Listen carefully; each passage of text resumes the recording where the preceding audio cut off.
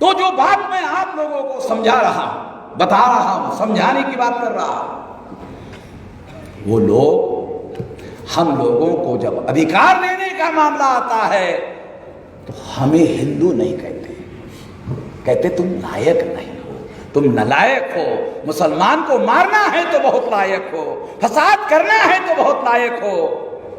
यानी हम लोग उनको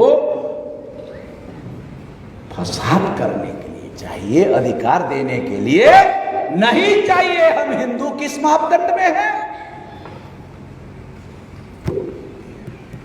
किस मापदंड में हम हिंदू हैं? मैं बंगाल के लोगों को पूछता हूं, जो लोग बांग्लादेश से दुखी होकर भारत में आए, वो मुसलमानों को बहुत सारी बातें कहते रहते हैं। मैं उनको कहता हूं, अरे तुम्हारे इस विरोध की वजह से ब्राह्मण तुम्हारा इस्तेमाल करते हैं, यूज एंड थ्रो। अंग्रेजी में कहावत है, यूज एंड थ्रो। यूज करते हैं, थ्रो करते हैं। अपनी अकल से काम लेना जरूरी है। अपने फायदे का, नुकसान का कैलकुलेशन करके हम लोगों को अपना स्टैंड लेना चाहिए कि इससे हमको फायदा हो सकता है, किससे हमको नुकसान हो सकता है। अगर तुम केवल मुसलमान विरोधी भावनाओं रखोगे तो तुम्हारा ब्राह्मण इस्तेमाल करेगा, और जिसका इस्तेमाल होता है उसका क्या होता है? उसकी किसी समस्या का समाधान नहीं होता, वो यूज एंड थ्रो करते रहते हैं। बंगाल में जहां जहां भी मुस्लिम विरोधी एससी एसटी ओबीसी में भावना है, वहां बंगाल में ज्यादा मेंबर पार्लियामेंट भाजपा के चुनकर आए। गधे लोग, वो हमारे लोग एससी एसटी ओबीसी के। देख लेना, छानबीन कर लेना, जो बोल रहा हूं। भाजपा की ताकत बढ़ेगी, ब्राह्मणों की ताकत बढ़ेगी। ब्राह्मणों की ताकत बढ़ने से हमारे लोगों को अधिकार देगा, आरक्षण लागू करेगा, संविधान लागू करेगा। एक कार्यक्रम चल रहा था दिल्ली में, नरेंद्र मोदी ने संविधान की कॉपी रखा, ऐसे कार्यक्रम में भाषण देने के पहले टीवी पे दिख रहा था, ऐसे संविधान की कॉपी रखा, भाषण देने के पहले यहां आया और संविधान को, जैसे साल का धर्मशास्त्र है। अबे संविधान धर्मशास्त्र नहीं है, धर्म ग्रंथ नहीं है, देश को संचालित करने का शास्त्र है। उस पर मस्तक नहीं टिकाया जाता, अमल किया जाता। अमल कर,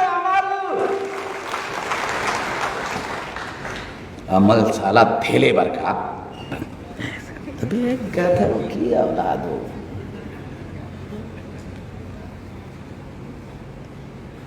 ऐसे प्रधानमंत्री का साले कोई आदर होगा? नुपुर शर्मा ने मोहम्मद साहब के विरोध में बात किया, भाजपा के लोगों ने उसको सस्पेंड कर दिया। सरकार ने क्या किया? कुछ नहीं किया। हमारे लोगों को, बहुत सारे लोगों को समझ में नहीं आता।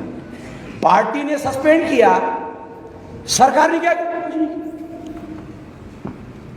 सरकार को क्या करना चाहिए था? एफआईआर दाखिल करना चाहिए था, बराबर है? सरकार ने क्या किया? कुछ नहीं किया। पार्टी ने निलंबित किया, अरे तो पार्टी की कार्रवाई हुई, सरकार की कार्रवाई क्या हुई? सरकार को एफआईआर दाखिल करना चाहिए था। उसने कंप्लेंट दाखिल किया, नवीन कुमार जिंदाल ने और नुपुर शर्मा ने, कि हमको धमकियां आ रही है। पुलिस ने एफआईआर दाखिल कर लिया। उसको धमकी देने के लिए एफआईआर दाखिल हो गया, मगर नुपुर शर्मा ने, नवीन कुमार जिंदाल ने इतना बड़ा क्रिमिनल ऑफेंस किया जिसकी वजह से कानपुर में फसाद हो गया, कई लोग मारे गए। इसके लिए नुपुर शर्मा जिम्मेदार है। उस पर 302 का आर्टिकल लागू किया जाना चाहिए। ये कॉज नुपुर शर्मा है। फसाद कानपुर में हुआ, कॉज नुपुर शर्मा है। नुपुर शर्मा के बयान की वजह से कानपुर में फसाद हुआ। मेरे जैसे गैर राजनीतिक आदमी को जो बात समझ में आती है, वो बात उनको समझ में नहीं आती है।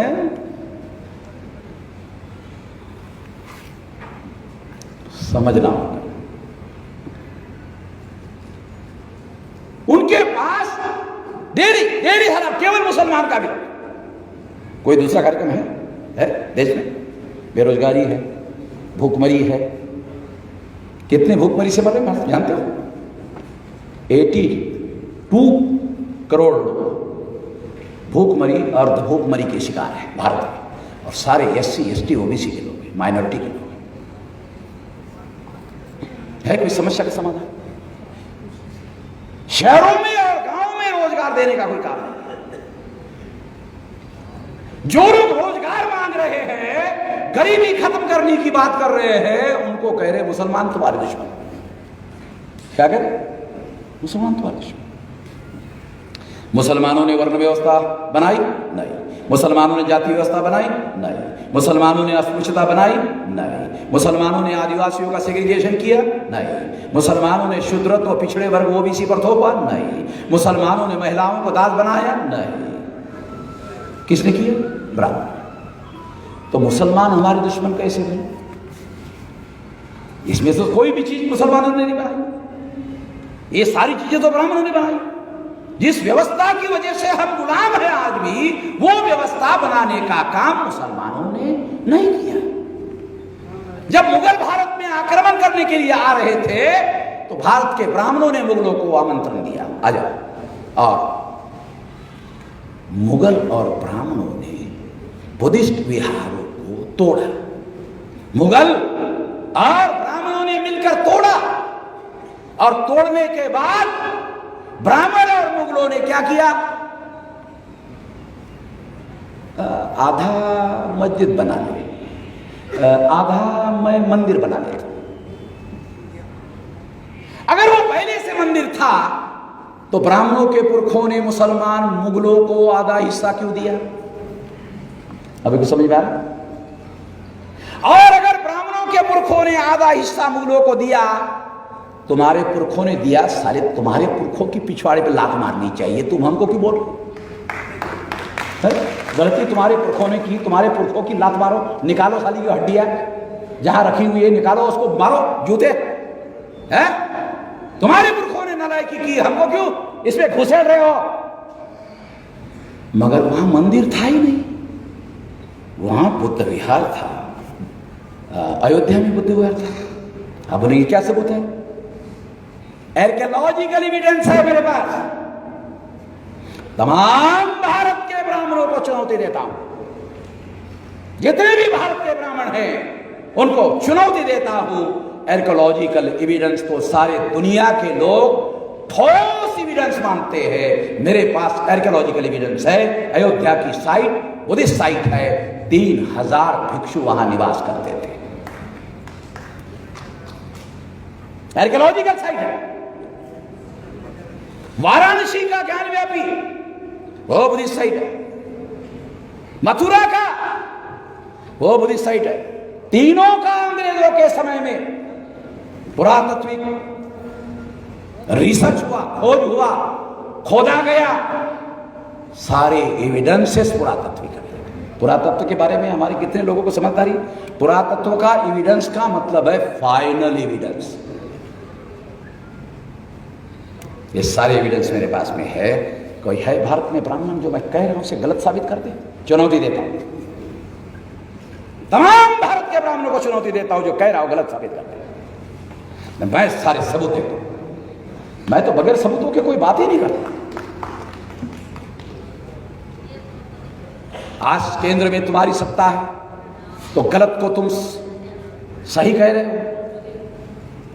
माइथोलॉजिकल पुराणों की कहानियां को तुम इतिहास बता रहे हो। कितने लोगों को पुराण और इतिहास का फर्क समझ में आता है? हमारे लोगों को है? कितने हमारे लोगों को पुराण और इतिहास का फर्क समझ में आता है? पुराण में माइथोलॉजिकल कहानियां है तो कोई सबूत नहीं है। इतिहास इतिहास होता है, उसका सबूत होता है। माइथोलॉजी को, काल्पनिक कथाओं को सच कह रहे हो। तुम्हारी केंद्र में सत्ता है, सुप्रीम कोर्ट में तुम्हारे जज है, तुम कल्पनाओं को ऐतिहासिक कह रहे हो। तुम्हारी सत्ता है। कल 10, 20, 25 साल के बाद दिल्ली में हमारी सत्ता आएगी। अरे क्यों नहीं आएगी? 1885 को कांग्रेस ने आज़ादी का आंदोलन शुरू किया, 15 अगस्त 47 को आज़ादी मिली, 63 साल में आज़ादी मिली, हमको भी मिलेगी। जब हमारी भी दिल्ली में सत्ता आएगी तो तुम्हारे राम मंदिर का क्या होगा? फिर मैं खोदने का आदेश दूंगा। तो समझ में आ रहा है? बोलो सर, पंडित बोलो, बोलो जो बोल रहा हूं मैं, गलत बोल रहा हूं? माइक बंद कर सकते, साला मेरा गला तो दबा दिया।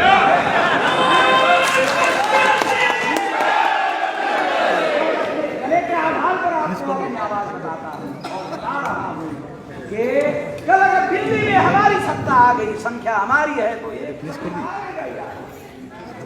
तो फिर हम राम मंदिर का चैप्टर ओपन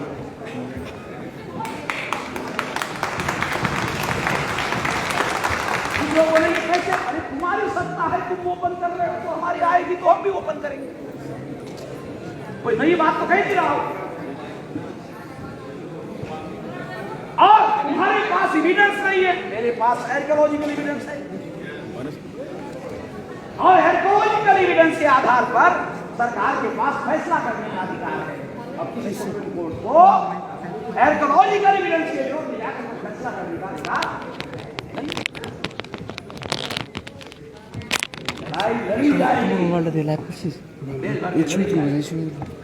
और इसलिए ये हमारे आजादी की लड़ाई है, ये मैं कह रहा हूं। SC OBC के लोग किसी मापदंड में हिंदू नहीं है।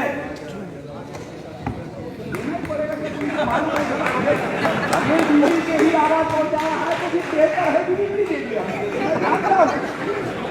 इन लोगों का जवाब मेरे पास ही है, साला भारत में किसी के पास है नहीं है। इनकी समस्या का जवाब केवल मेरे पास है। मैंने कई बार प्रयोग किया, जब वो बिजली गायब करते तो मैं सामने आकर बोलता हूं तो आधे मिनट में बिजली आ जाती है, क्योंकि उनको मैसेज जाता है, वो ऐसे आवाज तो जा ही रहा है, तो फिर बिजली बंद करने का जरा क्या मतलब है? बिजली आ जाती है।